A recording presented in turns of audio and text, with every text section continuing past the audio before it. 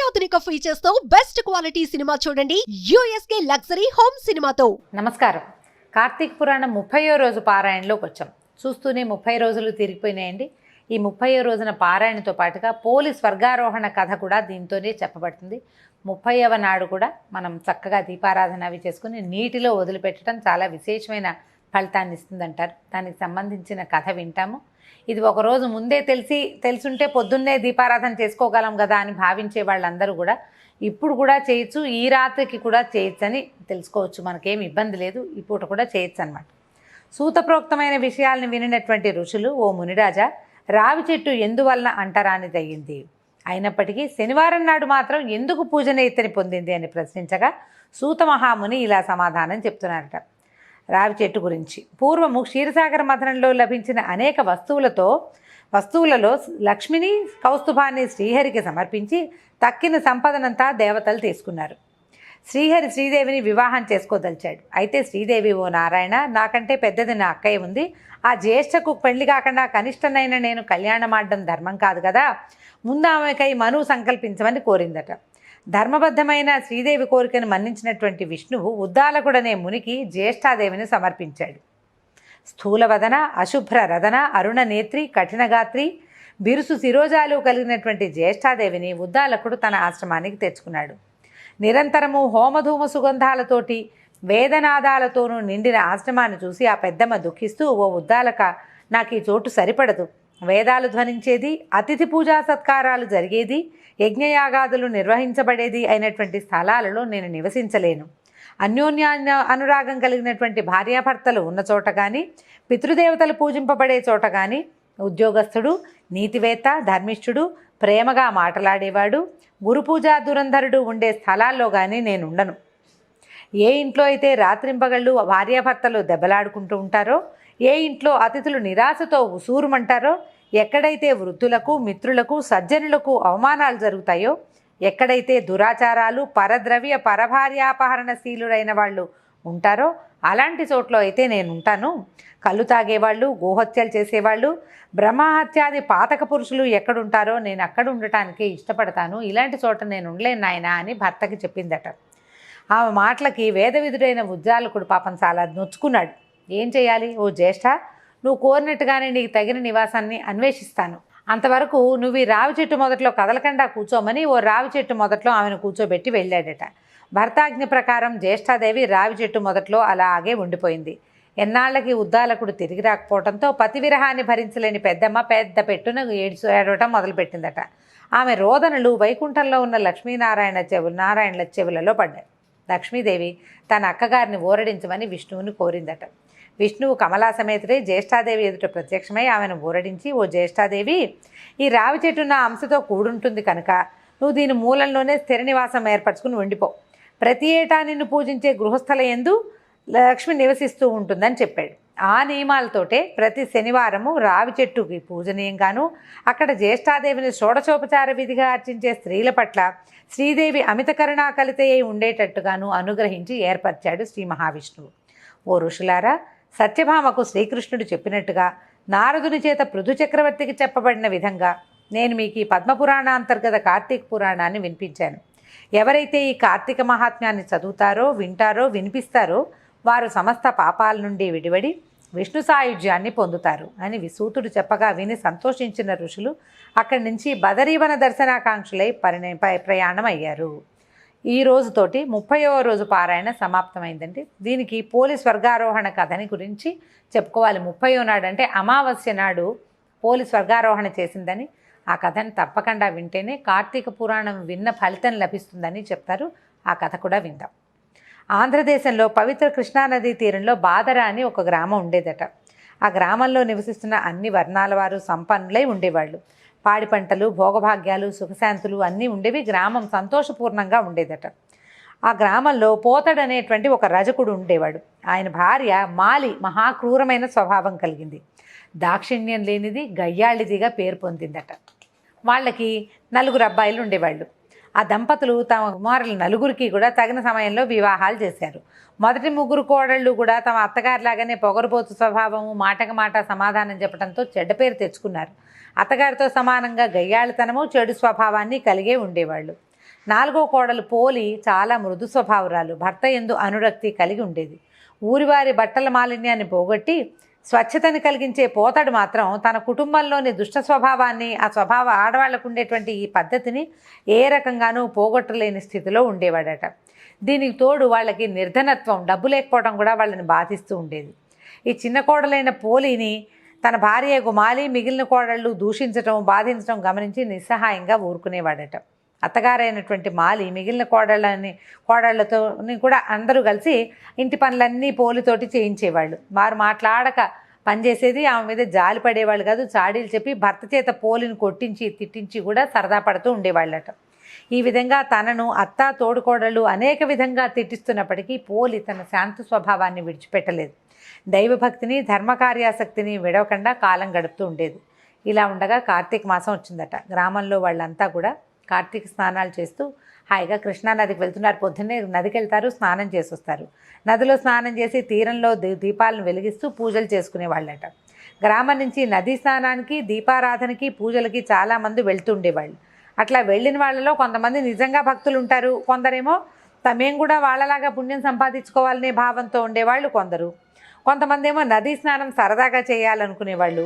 ఓవేళ వాళ్ళంతా చేస్తున్నారు, మనం చెప్పితే బాగోదేమో, వాళ్ళ ముందు తక్కువగా ఉంటుందని భావించి చేసేవాళ్ళు కూడా ఉంటారు. ఇలా ఈ చేసేవాళ్ళందరినీ చూసి ఆనందించి వినోదించేవాళ్ళు ఇంకో కొంతమంది ఉంటారు. ఇట్లా మొత్తానికంతా నదీ స్నానానికి తయారవుతారు. పోలి అత్త మాలి, ఆమె ముగ్గురు తోడి కోడళ్ళు పోలిని ఇంట్లో అట్టపెట్టి నదీ స్నానానికి వెళ్ళిపోయారట.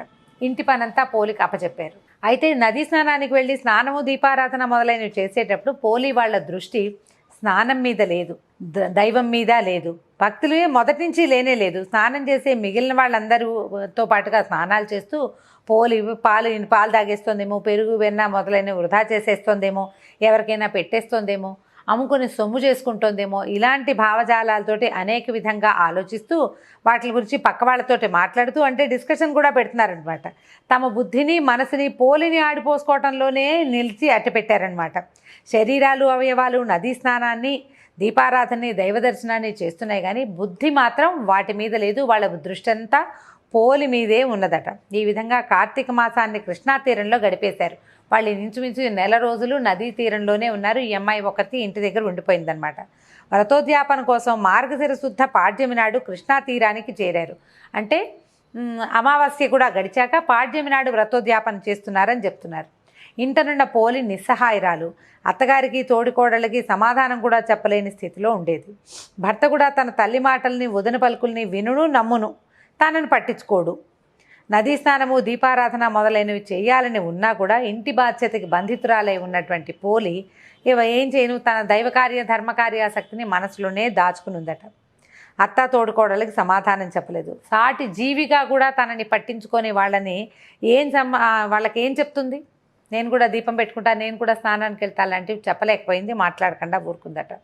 అయితే ఆ ఇంట్లో పనులు చేసుకుంటూ దేవుణ్ణి తలుచుకుంటుందట. దీనరక్షక గోవింద జనార్దన స్వామి దీనబంధు, నేనేం చేయగలను? అశక్తురాల్ని, నిస్సహాయురాల్ని.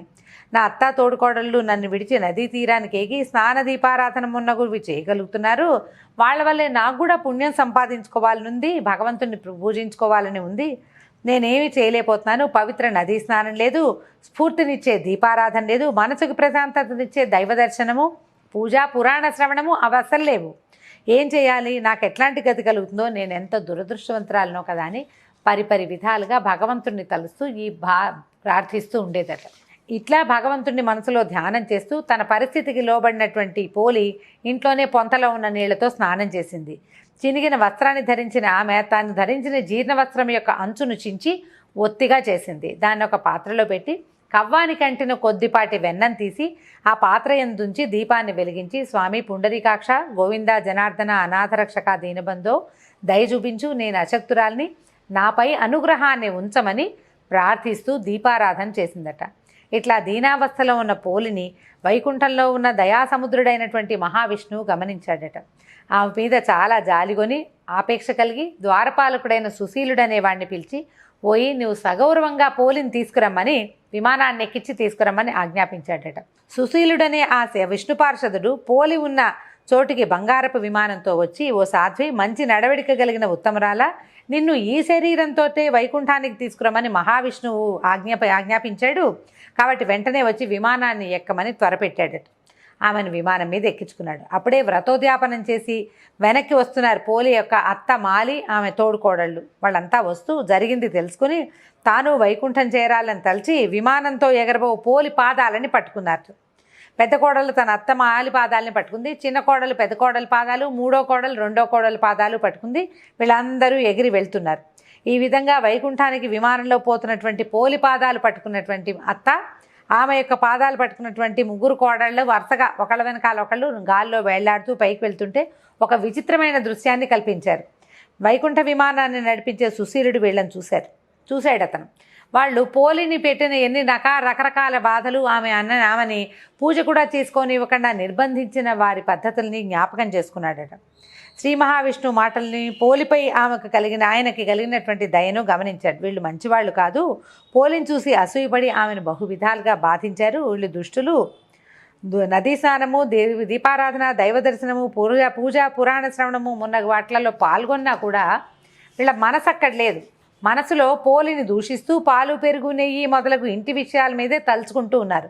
పోలి మీద అసూయపడ్డారు. కాబట్టి మీరు దుష్టులు, మీరు వైకుంఠానికి రాదగిన వారు కాదు, కుంభీపాక నరకమే మీకు తగింది అని చెప్తూ అటు పొండని ఈ సుశీలుడు తన చేతిలో ఉన్న కత్తితోటి పోలి యొక్క పాదాలు పట్టుకున్నటువంటి మాలి చేతుల్ని నరికాడట. అప్పుడు ఆ మాలి మరియు ముగ్గురు కోడళ్ళు కింద పడ్డారు. ఆ తర్వాత వాళ్ళు మరణించి కుంభీపాక నరకానికి చేరుకున్నారు. సుశీలుడు మిక్కిలి ప్రేమాదరణతోనూ మహావైభవంగా పోలిని వైకుంఠమునకు తీసుకొని పోయాను. ఈ విధంగా పోలి శ్రీ మహావిష్ణువు దయకి పాత్రురాలైంది. పోలి వృత్తాంతం వల్ల కింది విషయాలు గమనించాలి. భగవంతుని యందు నిర్మలమైన భక్తి ఉండాలి. ఆ భక్తిలో తన్మయత్వం ఉండాలి. పూజలోని ఆడంబరాలు కానీ, పూజ చేసే వాళ్ళ ఆడంబరం కానీ, వాళ్ళ యొక్క ఆడంబరం కానీ భగవంతుని మొహమాట పెట్టవు. ఇతరులను చూసి అసూయపడటం, వాళ్ళని బాధించడం భక్తులైన వారికి ఉండకూడదు. అలాంటి వారు మాలి మొదలైన వాళ్ళు. పరిశుద్ధమైన భక్తి మాత్రమే నిరాడంబరమైనను అది భగవంతుడికి ప్రీతి కలుపుతుంది. దిక్కులేని వారికి దేవుడే దిక్కు. కావున మనలో ప్రతి ఒక్కరూ అసూయాద్వేషాలను విడిచి నిర్మలమైన భక్తితో ఉన్నంతలో యథాశక్తి భగవంతుని చేరుటకి ఈ పోలిలాగా ప్రయత్నం చేయాలి. మాలి మొదలైన వాళ్ళు సంసారంలోని మాయకి గుర్తులు కాగా, పోలి నిర్మల నిశ్చల భక్తికి ప్రతీక. అట్టి భక్తికి కులము, సంపన్నత మొదలైనవి ఏవీ లేవు. ప్రతి మానవుడు కూడా పోలిలాగా నిర్మలాంతఃకరణ కలిగి భగవంతుణ్ణి ప్రార్థించడము, పూజించడం ఎందు నిమగ్నం కావాలని కార్తీక పురాణాంతర్గతమైన ఈ కథ మనకి తెలియజేస్తుంది. 30 రోజులుగా ప్రతిరోజు కార్తీక పురాణం విన్నాము. భగవంతుడు ఈ విన్న భక్తులందరికీ కూడా ఆయురారోగ్య ఐశ్వర్యాలు ప్రసాదించాలని, కార్తీక వ్రతంలో ఎలాంటి లోపాలు జరిగినా కూడా మనం చేసినటువంటి భక్తితో చేసిన ఈ ప్రయత్నము తప్పకుండా సఫలం కావాలని కార్తీక దామోదరుడికి నమస్కారం చేస్తూ సెలవు తీసుకుందాం. నమస్కారం. అత్యాధునిక ఫీచర్స్ తో బెస్ట్ క్వాలిటీ సినిమా చూడండి. USK లగ్జరీ హోమ్ సినిమాతో.